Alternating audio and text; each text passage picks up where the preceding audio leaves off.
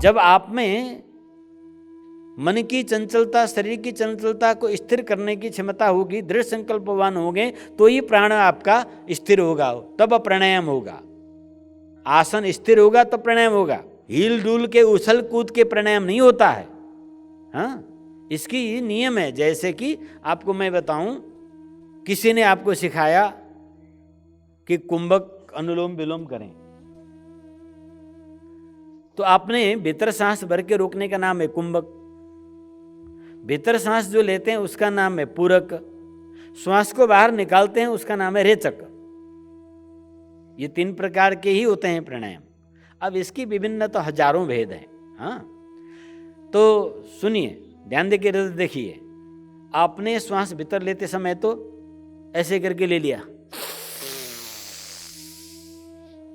ऐसे ऊपर ले लिया आपने, अब बंद भी कर दी, फिर ऐसे कर लिया शरीर को, इधर घुमा दिए, आगे झुक लिए, पीछे चले गए। तो जो श्वास लेते समय जो नाड़ी के द्वारा भीतर प्राणवायु गया, अब आपके शरीर हिलडुल हो जाने से, चलायमान हो जाने से वह नाड़ी ब्लॉक हो गई। अब आप श्वास को निकालना चाहते हैं तो जहां से गया था उसी से उसको प्रवाहित होना होता है, तभी वो दोष भीतर से पखाल कर माज कर ले आएगा। और आपने दूसरी तरफ से वायु को निकाला, ऐसे कर दिए, ऐसे लेते समय कैसे किया, निकालते समय, अब जब ले रहे थे तो थैला आपने खड़ा कर दिया, भीतर भर गया, निकालते समय सिकुड़ दिया, अब दूसरी तरफ से वायु निकल गया। अब भीतर आपके नाड़ी छिद्रों में वो सूक्ष्म वायु जाके रुक जाता है। इससे जो रोग उत्पन्न होता है वो किसी यंत्रों से नापा नहीं जा सकता, कोई लैब में टेस्ट में नहीं आता। प्राणायामात रोगात भयम। प्राणायाम अगर नहीं जाना, देखा सीखी जो करते हैं, दिखा सीखी किया जोग, काया छीजे बढ़े रोग। इसको जानकर समझकर करना है। तो आसन स्थिर हो तो प्राणायाम हो सकता है। स्थिरता का 2 अर्थ हमने आपको बताया। एक तो आप एक आसन में, एक मुद्रा में लंबे समय तक, निर्धारित समय तक विचलित हुए बिना टिके रहना। दूसरा, अपनी कार्य में दृढ़ संकल्पित, उदास न होना, हरास न होना, न उकताना, निरंतर उसमें लगे रहना, इसका नाम है आसन। जब आसन सिद्ध होगा तो प्राणायाम होगा। हाँ, मन और प्राण की घनिष्ठ संबंध है। ये बाहर बहने वाली जो वायु है ये प्राण नहीं है, ये प्राण की क्रिया है, वायु है। वो सारा जगत उसी प्राण से ही चैतन्यवत प्रतीत होता है।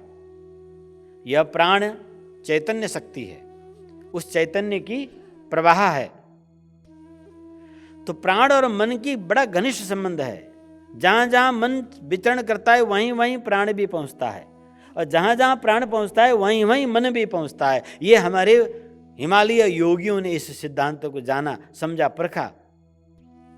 तब उन्होंने हठ योग के माध्यम से, राजयोग के माध्यम से, लय योग के माध्यम से, मंत्र योग के माध्यम से, संसार में हजारों लाखों प्रकार के योग हैं, पर इनकी 4 ही विभाग हैं। हठ, मंत्र, लयो, राज योग अंतर भूमिका क्रमात् एक एव। ये जब एक रूप हो जाते हैं तो महायोगो विधीयते, ये महायोग कहलाता है। तो योग शिखोपनिषद कहता है हठ, मंत्र, लयो, राज योगो अंतर भूमिका क्रमात्। ये चारों जब सिद्ध होते हैं तब महायोग होता है। जीवन में हम कोई भी कार्य करते हैं ना, तो ये चारों चीज चाहिए। हठ का मतलब परिश्रम, लगन, निरंतरता। मंत्र का मतलब सूझबूझ, बुद्धि का चतुरता, समझ। लय का मतलब लगन, निरंतरता। जब इस प्रकार से कोई भी काम आप करते हो तो उससे सुखद फल जो प्राप्त होता है वो राजयोग है। सफलता क्या है? जब आप सीढ़ी ऊपर की ओर चढ़ जाते हैं तो वो राजयोग है। कर्मसु कौशलम, कोई भी कार्य आपको सुसाध्य हो जाए वह योग है। समत्व आ जाए, वह योग है। समत्व योग उच्चते, भगवान ने कहा। तो इस प्रकार से जिस साधना को आप प्राप्त करने जा रहे हैं, इसे समग्र विहंगम एक दृष्टि से समझना जरूरी है, भ्रम रहित होना जरूरी है, और इसकी परंपराओं को भी जानना जरूरी है। हम लोग इस आचार्य पद में विराजमान होकर किसी प्रकार के मनगढ़ंत उपाय को नहीं बता सकते हैं। जो कुछ भी कहेंगे वेद और विज्ञान से सम्मत और परंपरागत सिद्ध वस्तु को आपको प्रदान करेंगे। फिर से हमने कहा, वेद और विज्ञान से सम्मत, परंपरा युक्त, परंपरा सिद्ध, अनुभव सिद्ध। शास्त्र और अनुभव दोनों मिलना चाहिए, नहीं तो फिर दोनों एक दूसरे के खंडित हो जाएंगे तो कोई अर्थ नहीं है। गुरु का वचन शास्त्र पुष्टि करे, शास्त्र का वचन गुरु के अनुभव में आए और वो शिष्य में उतरे, तभी बात बनती है। तो इस प्रकार से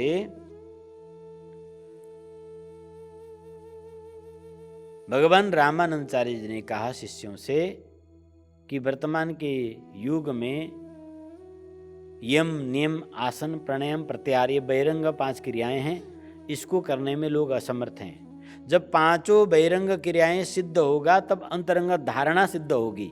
धारणा जब सिद्ध होगा तब ध्यान होगा। जब ध्यान होगा तब समाधि में पहुंचेंगे, तब अध्यात्म आरंभ होगा। क्या?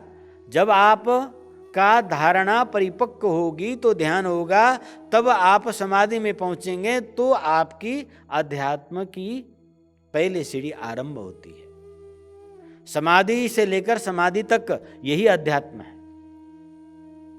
यही हमारी सनातन विज्ञान है। परंतु आज हम इतने बहिर्मुख हो चुके हैं कि हम 3 मिनट ध्यान नहीं लगा सकते हैं, 10 सेकंड के लिए चित्त को स्थिर नहीं कर सकते हैं। दूसरे को एक कंट्रोल कर लेंगे तो खुद के मन को नहीं कर सकते हैं। आप तो क्या करेंगे?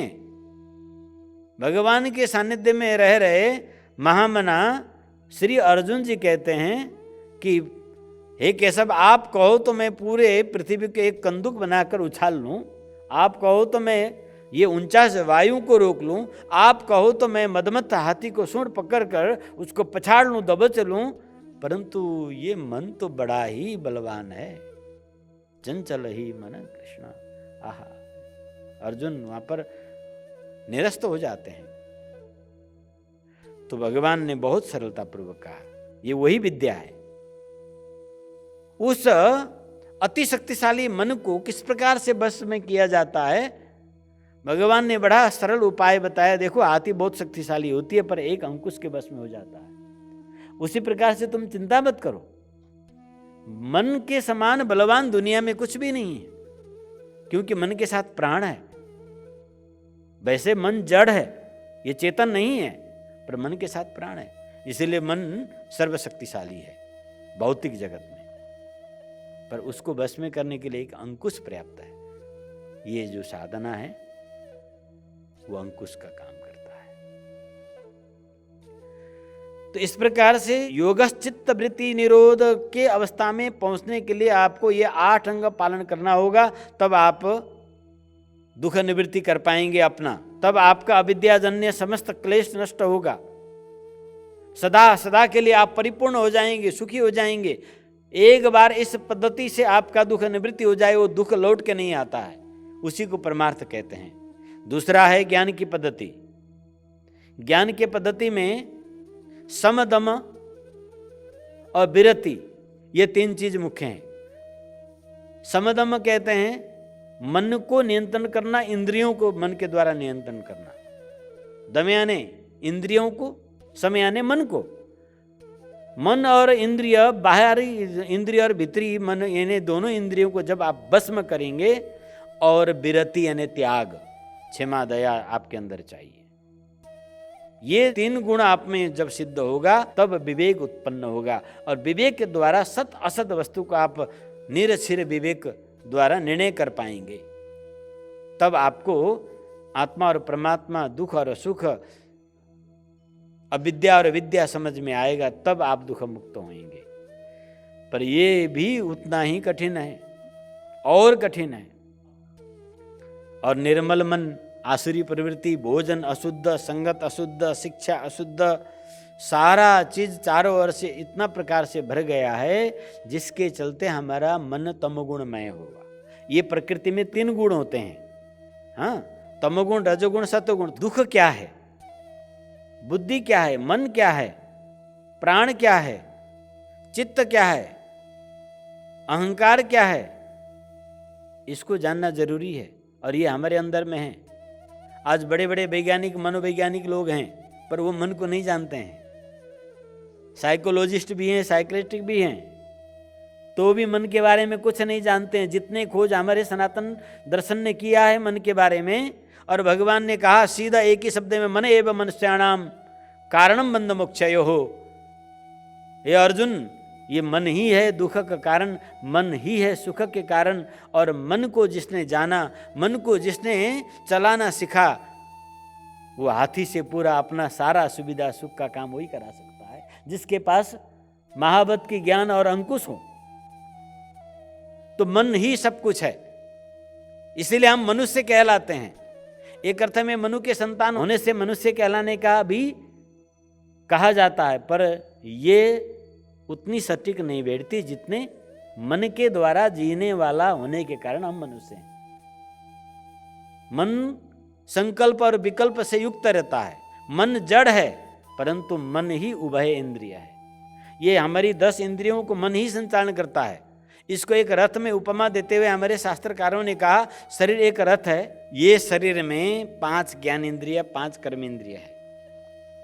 कर्म इंद्रिय उसको कहते हैं जो कर्म कर सकता है, ज्ञान इंद्रिय उसे कहते हैं कर्म नहीं कर सकता, महसूस करता है, ग्रहण करता है। हाँ, तो 5 विषय, विषय भी 5 हैं और उनको ग्रहण करने इंद्रिय भी 5 हैं। तो 5 विषय क्या क्या है? शब्द, शब्द क्या है? विषय है। इसको ग्रहण करने वाली इंद्रिय क्या है? कान। दृश्य ये विषय है, इसको ग्रहण करने वाली इंद्रिय क्या है? आँख। गंध ये विषय है, इसको ग्रहण करने वाली इंद्रिय कौन सी है? नाक। स्पर्श ये भी विषय है, इसको ग्रहण करने वाली इंद्रिय क्या है? त्वचा, चमड़ी। और स्वाद, रस ये भी विषय है, इसको ग्रहण करने वाली इंद्रिय कौन सी है? जिह्वा। ये 5 सेंस जो है आपकी ज्ञानेंद्रिय कहलाते हैं। और भोजन चबाकर निगलने के लिए मुंह चाहिए, ये काम करता है, भोजन चबाता है, निगलता है, उगलता है, बोलता है, ये सारा ये काम करता है कर्म इंद्रिय। एक क्या हुआ? आपका मुख। दूसरा क्या हुआ? हाथ। तीसरा चल के एक जगह से दूसरी जगह पहुंचाता है, पैर। चौथा मलमूत्र को विसर्जन करता है, मल को। 5वां मूत्र विसर्जन, प्रजनन इत्यादि करता है, ये कार्य करता है। ये 5 कर्म इंद्रिय हैं, 5 ज्ञान इंद्रिय हैं। इनके द्वारा ये शरीर रूपी रथ चलता है। इसको जो है शरीर को चलाने के घोड़े के रूप में उपमा दिया गया। इन 10 इंद्रियां जो हैं किसके माध्यम से चलते हैं? ये हाथ किसकी आज्ञा से हिलता है? ये वस्तु किसके आज्ञा से उठाता है? ये सब मन करता है। आपका मन ब्रेन के माध्यम से आपके ऑर्गन को आदेश देता है, स्नायु के माध्यम से वो आदेश देता है कि इस पुस्तक को उठाओ, तो हाथ जाकर इसको उठाता है। सम्मान पूर्वक उठाना है या अपमान पूर्वक उठाना है, ये आपका विचार विवेक कहता है। ये रामायण जी बांग्मय स्वरूप है, इनको 2 हाथ से प्यार से उठाना है, ये आपका विवेक कहता है। अरे ये तो किताब है, क्या है, ये बुद्धि कहता है। हाँ? तो इन 10 इंद्रियों को अंदर उभय इंद्रिय है, एकादश इंद्रिय वो है मन। मन का तारतम्य आपको मन, बुद्धि, चित्त, अहंकार आत्मा से है और बाहर तक है, भीतर और बाहर।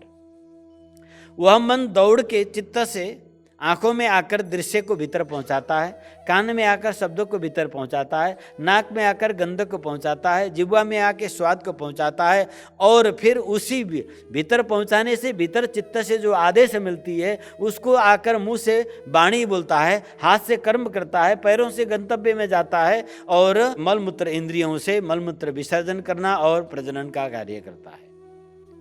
ये उसी मन के माध्यम से करता है। मन कह रहा है, मान रहा है, तब तक आप यहाँ बैठे हुए हैं। अब मन अभी उग जाएगा और उग रहा है धीरे धीरे। अब इंतजार की घड़ी बीतते जा रही है। अब गुरुजी समेट लें, कुछ कराते तो ठीक था, मन अब चेंज हो रहा है।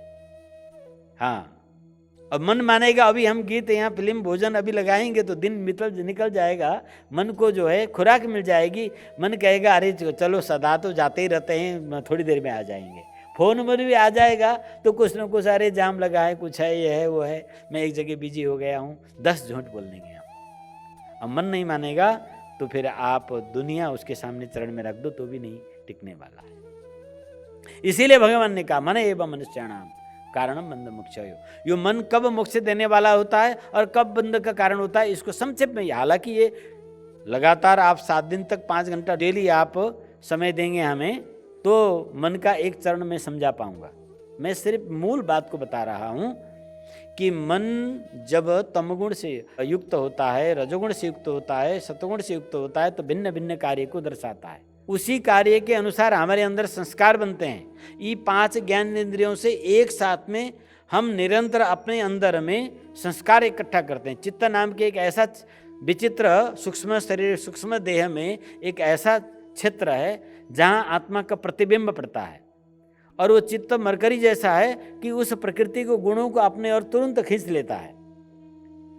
तो इंद्रियों के द्वारा मन जो वस्तु महसूस करता है वो चित्त में पहुंचता है, लेयर बाय लेयर उस चित्त में कवर चढ़ता जाता है, जिससे आत्मा की जो प्रकाश चित्त में पड़नी चाहिए वो धुंधला हो जाती है।